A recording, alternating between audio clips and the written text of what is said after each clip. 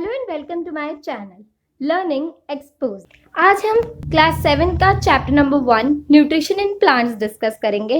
इस चैप्टर का एक पार्ट मैं पहले भी बना चुकी हूँ, तो अगर आपने वो पार्ट नहीं देखा है तो प्लीज पहले वो पार्ट देख लीजिए।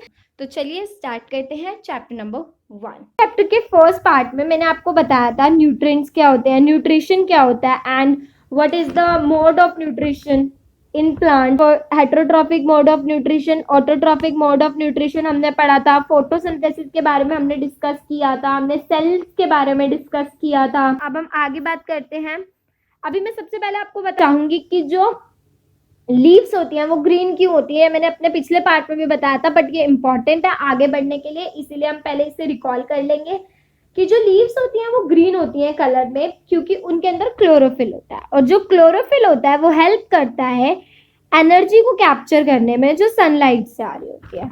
ओके, अगर आपको याद हो, green pigment called chlorophyll, it help leave to capture the energy of sunlight.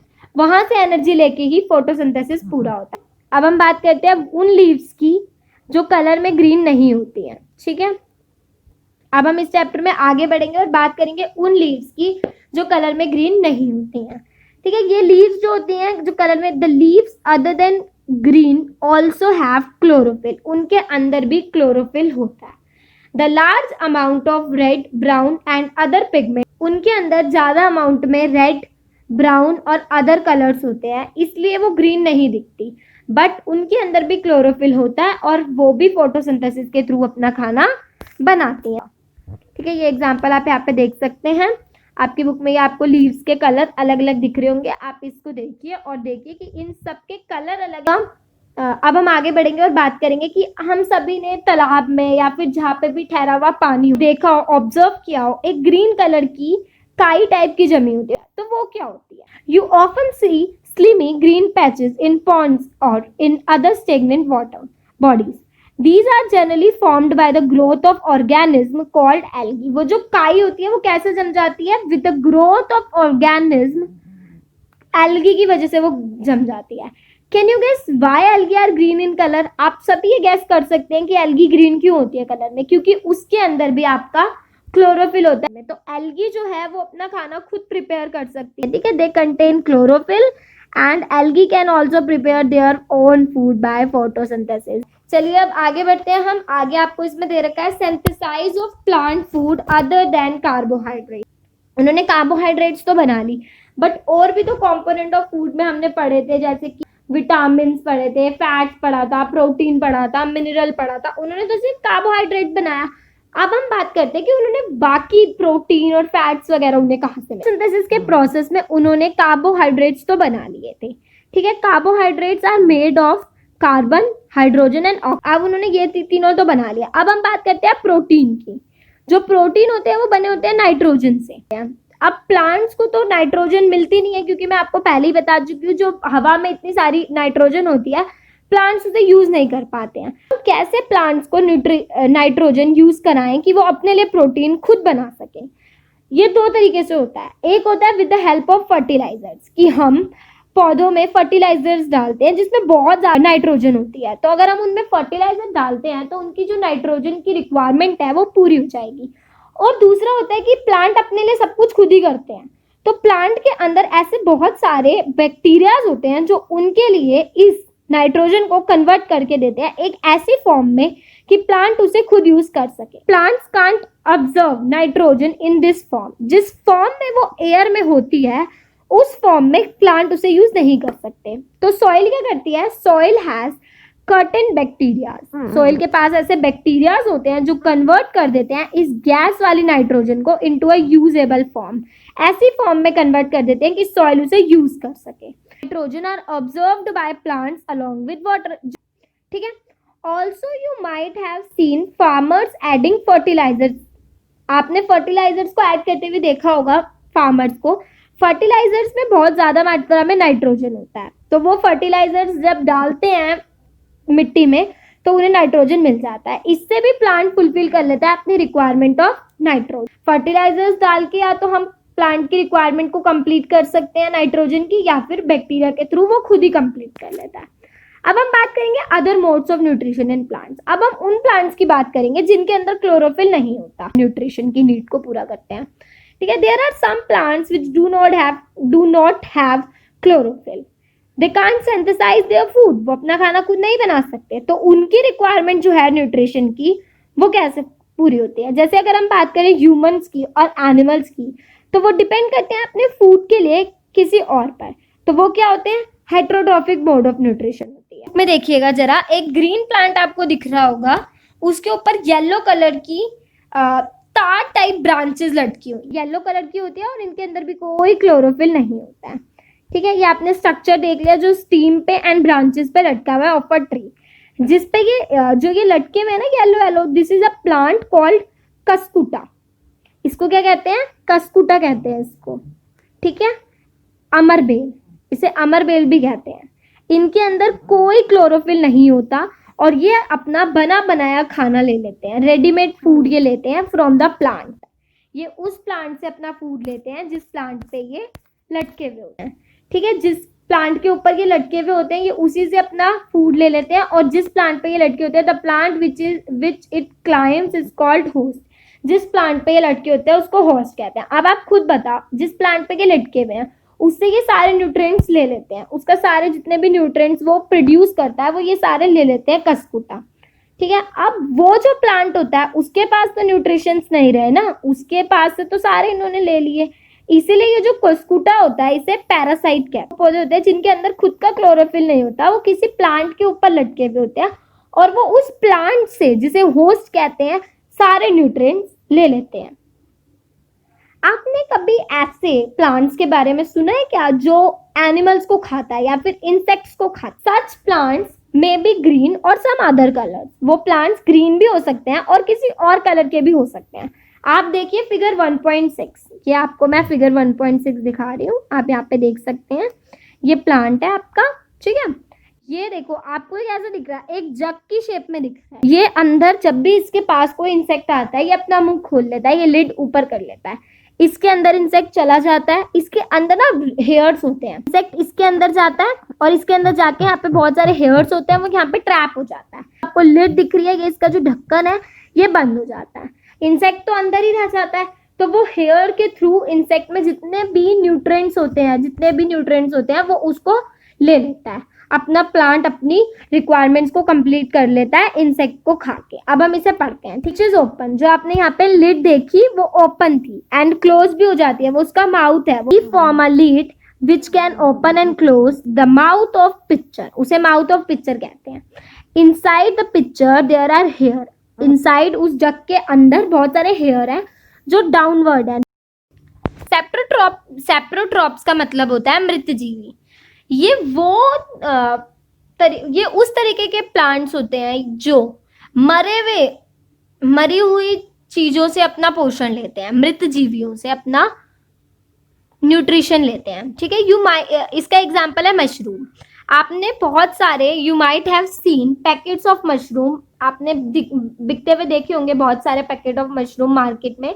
ये एक अम्ब्रेला टाइप का होता है, ये वहां पे उग जाता है। ये जो प्लांट होता है मशरूम, ये कहीं पे भी उग जाता है, जैसे कि सड़ी गली हुई लकड़ी पे ये आपको उगा हुआ मिल जाएगा, जहाँ पे भी इसको थोड़े से मरे हुए कण मिलते हैं ना न्यूट्रिएंट्स के, ये वहीं पे उग जाता है। अब हम आपको बात करते हैं ब्रेड की।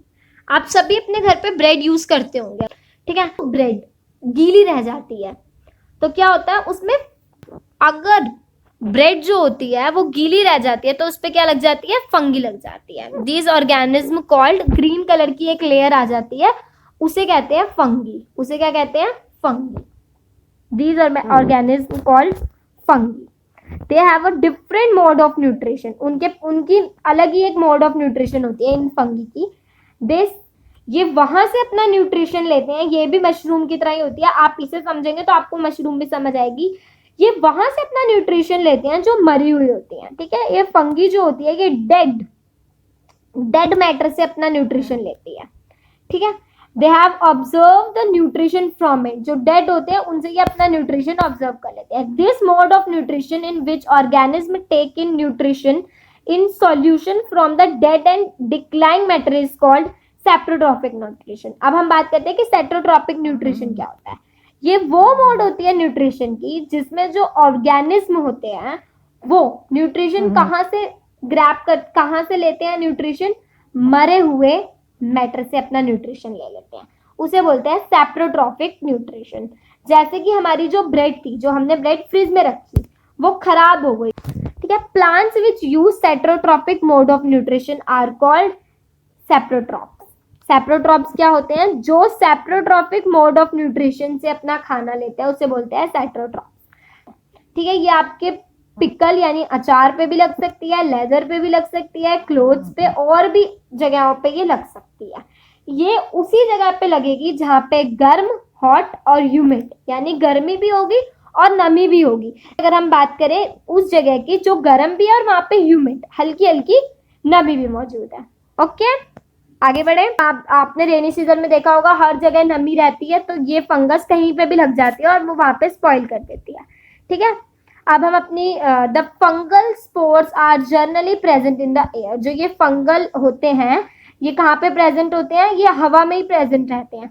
जहां पे भी इन्हें थोड़ा वेट यानी गीला और वार्म यानी कि गर्म, वही बात हो गई नमी और गर्म। जहां पे भी इनको वेट और वार्म चीजें मिलती है, ये वहां पे जाके बैठ जाते हैं और वहां पे ये फंगी उत्पन्न होती है। The fungal spots are generally present in the air when they land on wet and warm things they grow। वो वहां पे क्या करने लगते हैं, ग्रो करने लगते हैं और वहां पे फंगी लग जाती है चीजों को, ठीक है। Some organism live together. अब हम बात करते हैं कुछ ऑर्गेनिज्म होते हैं जो साथ में रहते हैं, ठीक है।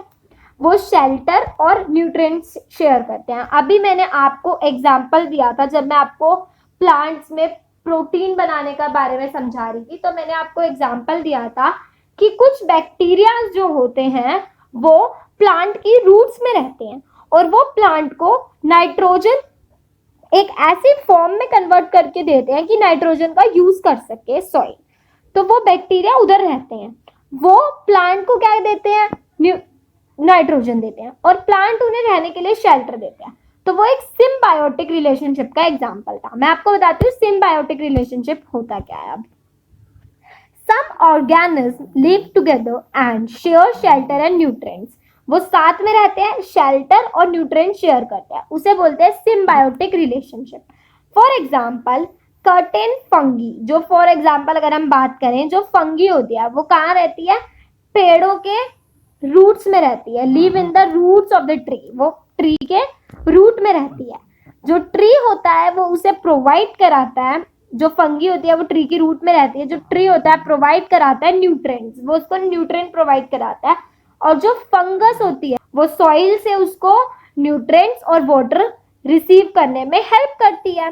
The tree provide nutrient to fungus and in return receives help from it to take up water and nutrient from the soil. अगर हम बात करें लाइकेन की, ठीक है, lichen in an organism called lichen a chlorophyll containing partner. जो lichen होता है वो एक क्लोरोफिल कंटेनिंग पार्टनर के साथ रहता है, एल्गे के साथ। मैंने आपको बताया था एल्गा क्या होता है, जो आपको ग्रीन कलर का दिखता है, जो अपना खाना खुद बना लेता है। ये उनके साथ अगर शेयर करेंगे तो बात तो वही हो गई कि वो इन्हें न्यूट्रिएंट्स देंगे और ये उनको कुछ शेल्टर वगैरह प्रोवाइड करा देंगे, ठीक है।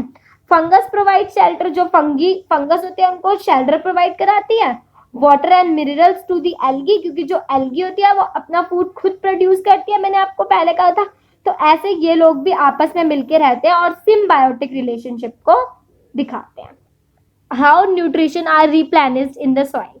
Have you ever seen farmers spreading fertilisers in the field. आपने देखा होगा फार्मर्स फर्टिलाइजर्स डालता है फील्ड में, ठीक है। फर्टिलाइजर्स क्यों डालता है मैंने आपको पहले बता दिया, क्योंकि जो फर्टिलाइजर्स होते हैं वो सॉइल के लिए इंपॉर्टेंट होते हैं, क्योंकि फर्टिलाइजर्स में बहुत ज्यादा मात्रा में नाइट्रोजन, जैसे यहाँ पे आप देख सकते हो फर्टिलाइजर्स में नाइट्रोजन, पोटेशियम, फास्फोरस एक्सेट्रा होते हैं।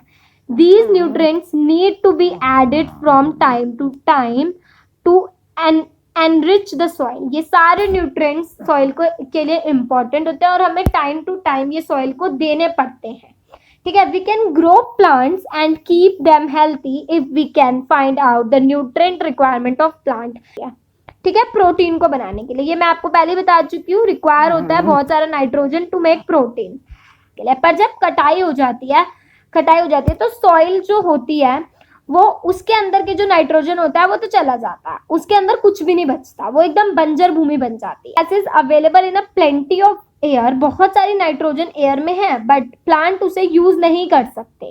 ठीक है, दे नीड नाइट्रोजन इन अ, उन्हें एक अलग फॉर्म में नाइट्रोजन चाहिए होती है यूज करने के लिए। तो एक बैक्टीरिया होता है राइजोबियम, आई होती है फसल की, तो जो मिट्टी होती है उसके अंदर का जो सारा नाइट्रोजन होता है वो चला जाता है, वो एकदम बंजर हो जाती है। तो एक बैक्टीरिया होता है जिसका नाम है राइजोबियम, वो जितनी भी हवा के अंदर नाइट्रोजन होती है उसे कन्वर्ट करता है एक यूजेबल फॉर्म में, जिससे कि जो सॉइल है उसका यूज कर सके। But rhizobium can't make its own food, but जो राइजोबियम होता है वो अपना खाना खुद नहीं बना सकता, ये होता है वो अपना खाना खुद नहीं बना सकता। तो वो प्लांट्स की रूट्स में रहता है, जैसे कि मूंग बीन्स की रूट्स में रहेगा, पीस की रूट्स में रहेगा। तो वो जो जितने भी दालें होती हैं उनकी रूट्स में रहता है। यहाँ पे आप देख सकते हैं पल्सेस की रूट्स में रहता है और उन्हें नाइट्रोजन प्रोवाइड करने में हेल्प करता है। तो ये रिलेशनशिप भी क्या हुआ, तो हमारा प्लांट है उसने उसको शेल्टर दिया और बदले में उसे खाना भी प्रोवाइड कराया हमारे प्लांट ने। बट राइजोबियम ने क्या किया, राइजोबियम ने उसको न्यूट्रिएंट्स प्रोवाइड कराए। तो इसे क्या कहेंगे, सिम्बायोटिक रिलेशनशिप का एक एग्जांपल आप ये देख सकते हैं, राइजोबियम एंड रूट्स। ठीक है, तो इनके बीच में भी एक सिम्बायोटिक रिलेशनशिप हो गया। ये चैप्टर इतना ही था। इस चैप्टर का असाइनमेंट आपको डिस्क्रिप्शन बॉक्स में मिल जाएगा। और अगर आपको मेरी वीडियो अच्छी लगी हो तो please like, comment and share with your friends, and please subscribe my channel for more updates. Thank you for watching.